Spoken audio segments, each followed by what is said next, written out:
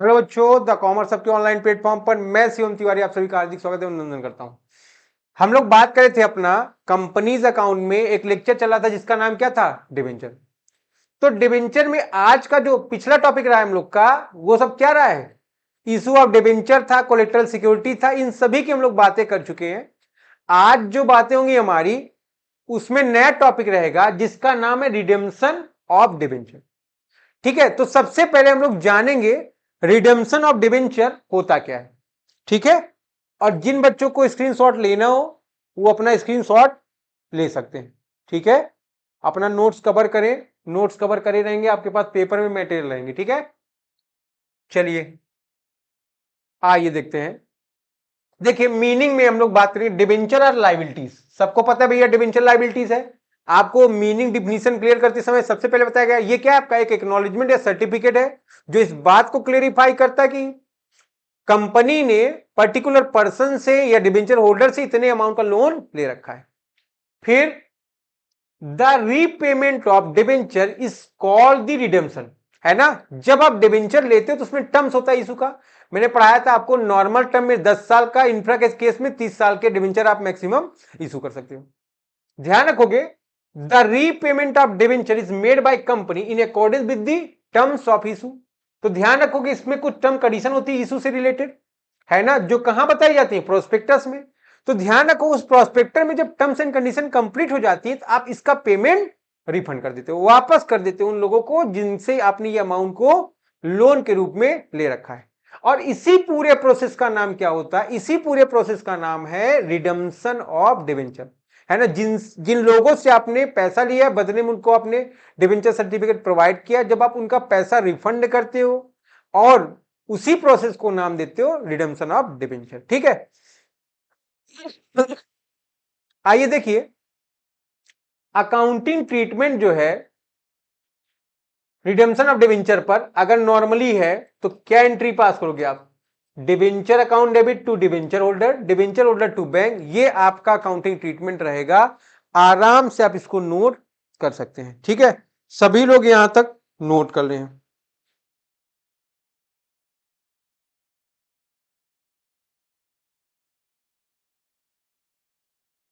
अब देखो इसका एक अगला टॉपिक है ना, कुछ केसेस बताए गए इसमें, है ना, various cases of issue of debenture considering the term and condition of redemption.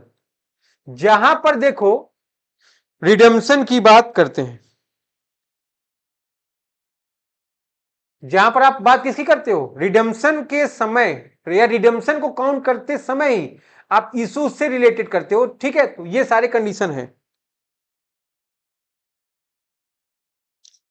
चलो हम लोग बात करें इसमें केस नंबर 1 का है। यहां पर देखो debenture are issued at par and redeemable at par. ठीक है, तो ध्यान रखो,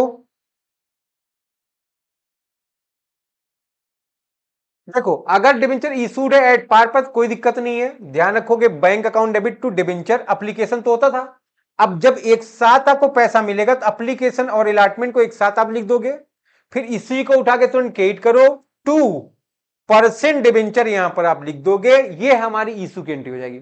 और जब रिडेम्पशन होगा, जो भी आपने ऊपर पढ़ा, डिबेंचर टू डिबेंचर होल्डर, फिर डिबेंचर होल्डर टू बैंक। यहां पर देखो पहली एंट्री ड्यू की है, डिबेंचर किसका है, डिबेंचर होल्डर का, तो पैसा किसको मिलेगा, डिबेंचर होल्डर को, पैसा मिलेगा टू बैंक हो जाएगा।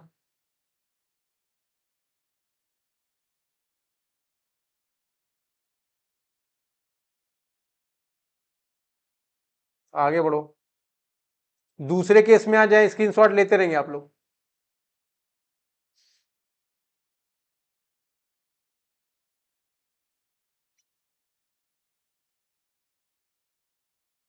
यहां पर देखिए डिबेंचर इशू हो रहा है डिस्काउंट पर, रिडीमेबल एट पार पर है। ठीक है, देखेंगे अगर डिस्काउंट पर इशू कर रहे हो तो bank account debit to debenture application allotment. हमने आपको बताया है डिस्काउंट क्या है भाई, लॉस है, और लॉस क्या होता है, डेबिट होता है। तो डिबेंचर एप्लीकेशन अलॉटमेंट क्रेडिट करोगे उतने रुपए से, और उतने से उठा के डिबेंचर एप्लीकेशन अलॉटमेंट को क्रेडिट कर दोगे। ठीक है, फिर डिस्काउंट आपका लॉस है, लॉस उठा के आप डेबिट कर देंगे टू डिबेंचर अकाउंट। और ध्यान रखो यहां पर रिडीमेबल एट पार पर, और जो आपने ऊपर एंट्री की है debenture to debenture holder, debenture holder to bank, यही एंट्री को आपको यहीं पर फिर से चिपका देना है। ठीक है, नोट पढ़ेंगे आप, नोट पढ़ना आपके लिए कंपलसरी, यहां से एमसीक्यूज है।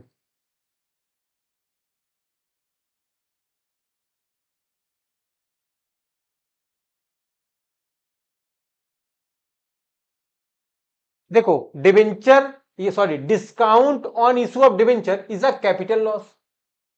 जो आपकी फेस वैल्यू थी आपने उससे कम कर दिया, जो डिफरेंस आया वो क्या है आपका, ये लॉस है। कैसा लॉस है आपका, capital loss. And will be right of, इसको आप राइट ऑफ करते हो in the year in which occurs. ठीक है,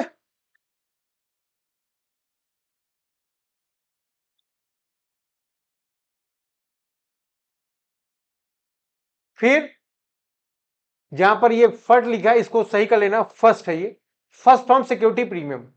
आप इसको राइट अप करते कहां से, पहले सिक्योरिटी प्रीमियम से, फिर अगर स्टेटमेंट ऑफ पीएल में प्रॉफिट है तो आप क्या करेंगे फिर, प्रॉफिट से।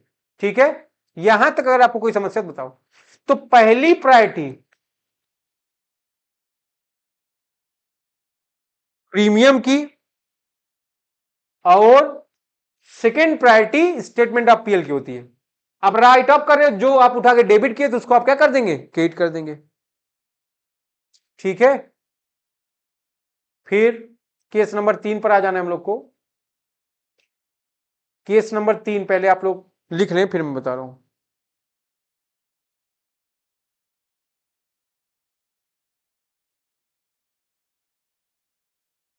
देखो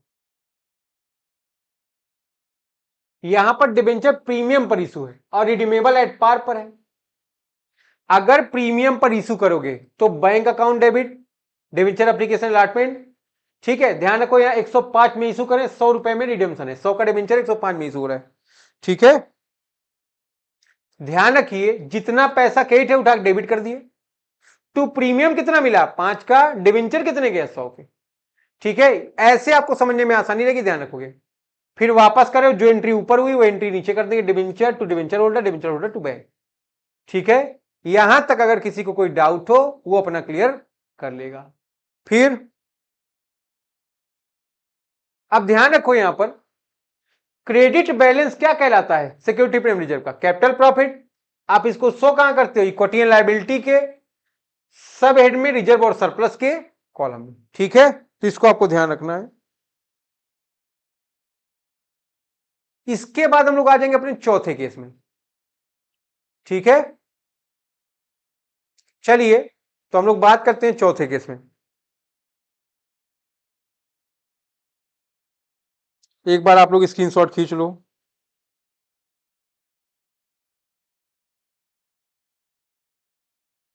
यहां पर देखें डिबेंचर इशूड हो रहा है एट पार पर, और रिडीमेबल कैसे हो रहा है, एट प्रीमियम पर। ठीक है,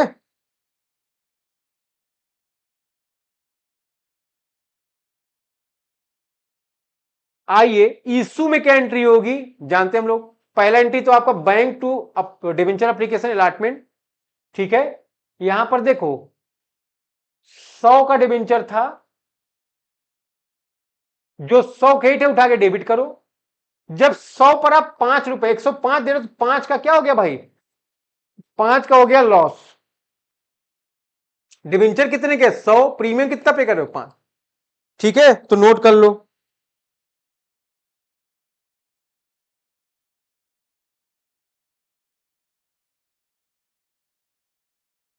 लिख लेंगे आराम सब लोग। डिबेंचर अकाउंट डेबिट हो गया यहां पर। आप देखो प्रीमियम पर कर रहे हो तो 100 का डिबेंचर था, 5 प्रीमियम थे, 105 है ना, 105 से 105 यहां पर। ठीक है, नोट कर लें आप लोग।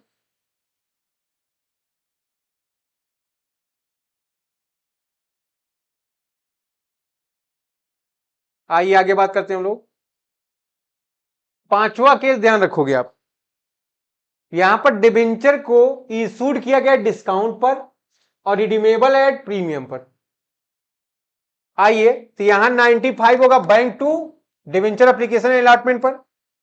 जितना आपका क्रेडिट है उठा के डेबिट कर दिए, 95 पे 105, डिफरेंस 10 का आ रहा है, 10 का लॉस हुआ, डिवेंचर 100 का है, 5 आपको प्रीमियम पे करना पड़ रहा है, ठीक है। फिर डिवेंचर अकाउंट डेबिट 100 का डिवेंचर, 5 प्रीमियम दिया आपने, 105 टोटल दिया, 105 105, तो एंट्री क्या हो, डिवेंचर अकाउंट डेबिट हो गया, प्रीमियम पे करो, प्रीमियम रिडेम्पशन हो गया to debenture holder, debenture holder to bank, ठीक है।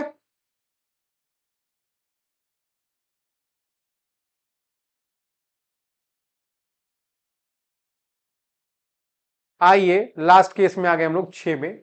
यहां पर प्रीमियम 100 का शेयर है, मान लो 105 में इशू किए थे, 110 में दे रहे हैं, ठीक है। तो आओगे ऐसे केस में एंट्री देखेंगे हम लोग, इशू 105, रिडम्पशन 110। तो देखो 105 रुपए मिला, bank account debit to debenture application allotment account, जो क्रेडिट उठा के डेबिट, लॉस कितने का हुआ, 5 एक्स्ट्रा देना पड़ रहा है, डिवेंचर कितने के हैं, 100 के, प्रीमियम मिला कितना, 5, देना कितना पड़ रहा है, 5। ऐसे अगर आप समझोगे ना बेटा, एकदम इजी रहेगा आपके लिए। फिर 110 सॉरी उधर का छोड़ दो, अब इधर देखोगे, डिवेंचर कितने के थे, 100, प्रीमियम 10, पेमेंट हुआ 110 110 110, ठीक है। तो यहां तक की बातें हैं, है ना, ध्यान से इनको समझना है आपको। ये 5 से 6 केस आप क्लियर कर लें, है ना। इससे रिलेटेड जो एक्सरसाइज हम लोग अपने अगले क्लास में उस पर बात करने वाले हैं। तब तक के लिए आप सभी को टाटा बाय बाय। सभी लोग अपने लेक्चर का आनंद लेते रहे। जिन बच्चों को क्लास पसंद आ रही है, अगर उनको अपने कोर्सेज को परचेज करना हो, अपने कोर्सेज को आप एकदम सिंपल रेट पे परचेज कर सकते हो, ठीक है। तब तक के लिए आपका द कॉमर्स हब से मेरा बाय बाय।